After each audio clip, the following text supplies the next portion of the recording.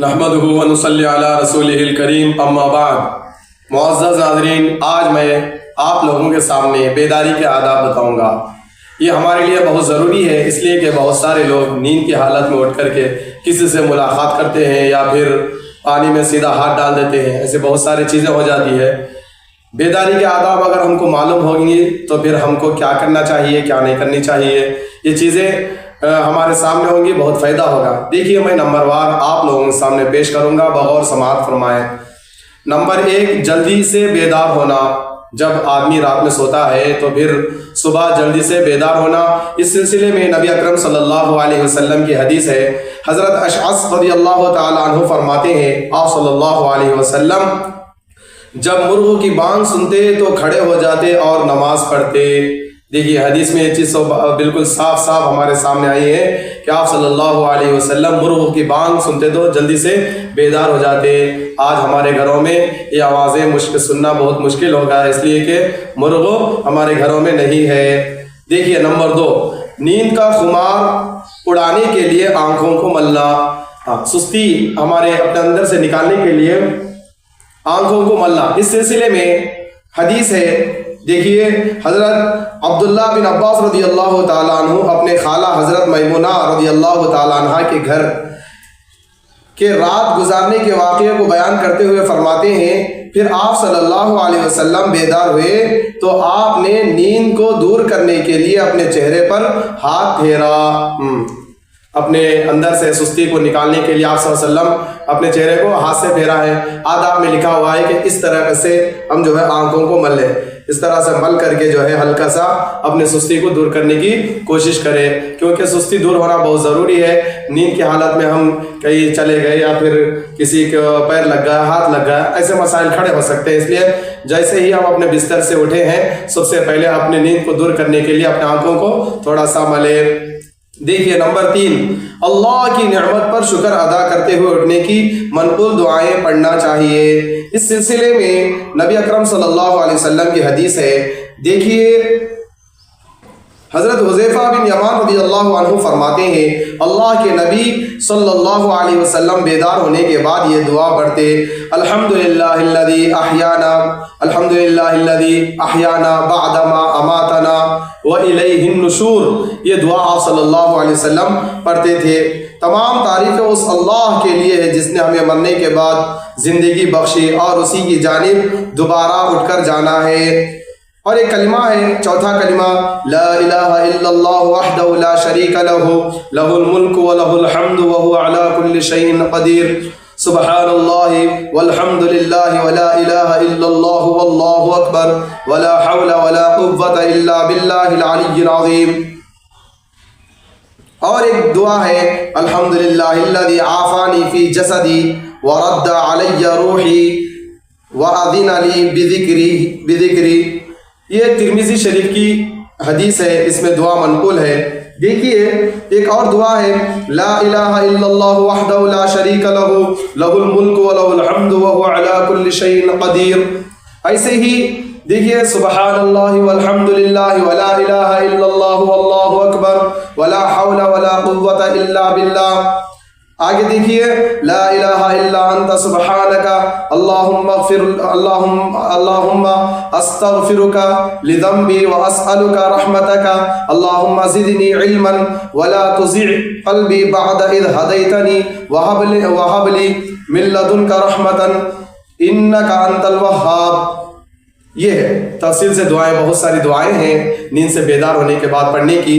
دیکھیے نمبر 4، سورہ آل عمران کا آخری رکوع پڑھنا۔ یہ نمازوں میں بہت ساری جگہ پڑھی جاتی ہے رکوع۔ دیکھیے میں آپ لوگوں کو پڑھ کر سناتا ہوں، اس کو بغور سماعت فرمائیں۔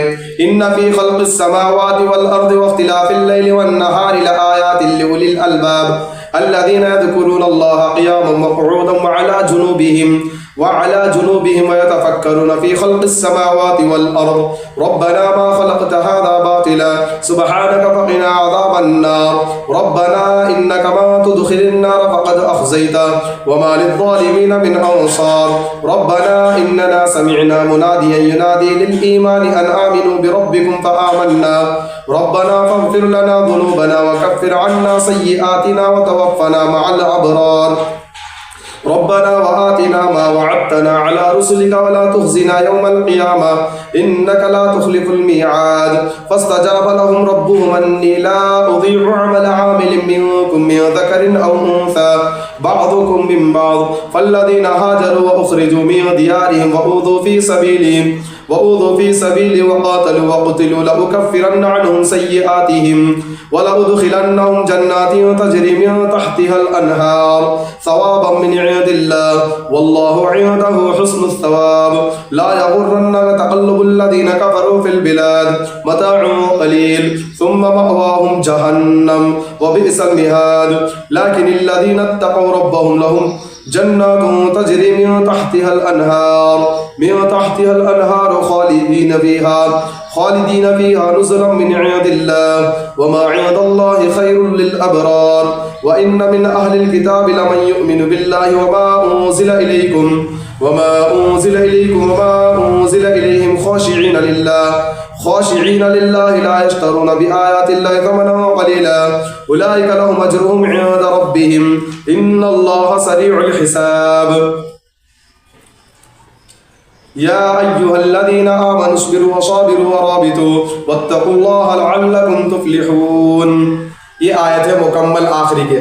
دیکھیے اب میں جو نمبر 5 ہے مسواک کرنا اس سلسلے میں نبی اکرم صلی اللہ علیہ وسلم کی حدیث ہے. حضرت ابن عمر رضی اللہ تعالیٰ عنہ فرماتے ہیں اللہ کے نبی صلی اللہ علیہ وسلم بیدار ہوتے تو پہلے مسواک فرماتے.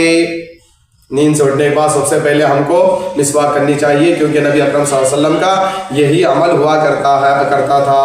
نمبر 6 دونوں ہاتھوں کو پہنچوں تک 3 مرتبہ دھونا. یہاں تک پہنچوں یہ جو گھٹے ہوتے ہیں یہاں تک 3 مرتبہ ہاتھ دھونی چاہیے. اس سلسلے میں دیکھیے حدیث آپ صلی اللہ علیہ وسلم نے فرمایا جب تم میں سے کوئی نیند سے بیدار ہو تو اپنے ہاتھ کو برتن میں نہ ڈالے یہاں تک کہ اسے 3 مرتبہ دھو لے کیونکہ اسے نہیں معلوم کہ اس کے ہاتھوں نے رات کہاں گزاری ہے. اللہ اکبر. یہ بہت بڑی بات ہے. ہم لوگ اس کا خیال نہیں کرتے, اس طرف دھیان نہیں دیتے. اٹھتے ہی کسی سے ہاتھ ملا دیتے ہیں یا گھڑے میں ہاتھ ڈال دیتے ہیں یا ملاقات کرتے ہیں یا مصافحہ کرتے ہیں. یہ چیزیں ہوتی ہے. نبی صلی اللہ علیہ وسلم یہ بات بتا رہے ہیں کہ نہیں معلوم نیند کی حالت میں ہمارے ہاتھیں رات میں کہاں گزارے ہیں. بدن کو کھجاتا ہے, مائل پسینہ, ایسے بہت ساری چیزیں اس کے ہاتھ کو لگ جاتے ہیں. اس لیے نبی نے فرمایا 3 مرتبہ دونوں ہاتھوں کو اپنے گھٹوں تک پونچھوں تک دھونا چاہیے. دیکھیے نمبر 7 وضو کرنا اور اس میں ناک برابر صاف کرنا. دیکھیے وضو بھی کرنا, ناک بھی صاف کرنی چاہیے. اس سلسلے میں حدیث ہے آپ صلی اللہ علیہ وسلم نے فرمایا جب تم میں سے کوئی سو کر اٹھے تو وضو کرے اور 3 مرتبہ ناک صاف کرے. وضو کرنا اور 3 مرتبہ ناک صاف کرنا کیونکہ شیطان آدمی کے ناک کے بھانسوں پر رات گزارتا ہے. اللہ اکبر. یہ چیز ہے جو ہم کو نہیں معلوم تھی. نبی صلی اللہ علیہ وسلم نے ہم کو حدیث میں اس کی صراحت کے ساتھ بتائی ہے کہ رات میں شیطان اپنی ناک کے بھانسوں کے پاس گزارتا ہے. اس لیے ہم کیا کرنا ہے, ناک کو 3 مرتبہ صاف کرنا ہے. نمبر 8 گھر والوں کو بیدار کرنا. اس سلسلے میں نبی اکرم صلی اللہ علیہ وسلم کی حدیث سماعت فرمائیں. آپ صلی اللہ علیہ وسلم نے فرمایا جب کوئی شخص رات کو بیدار ہو اور اپنی بیوی کو بھی بیدار کرے اور دونوں 2 رکعتیں پڑھے تو مرد کا نام کثرت سے ذکر کرنے والوں میں اور عورت کا نام کثرت سے ذکر کرنے والوں میں لکھ دیا جاتا ہے. اللہ اکبر. رات کو جب شوہر کی نیند سے بیدار ہوا ہے تو پھر اس کو چاہیے کہ اپنے بیوی کو بھی بیدار کرے اور دونوں مل کر کے 2 رکعت نفل نماز پڑھے تو پھر ان دونوں کا شمار ذکر کرنے والوں میں ہوتا ہے. نمبر 9 نماز پڑھنا. اس سلسلے میں آپ صلی اللہ علیہ وسلم کی تفصیلی حدیث ہے, سماعت فرمائے.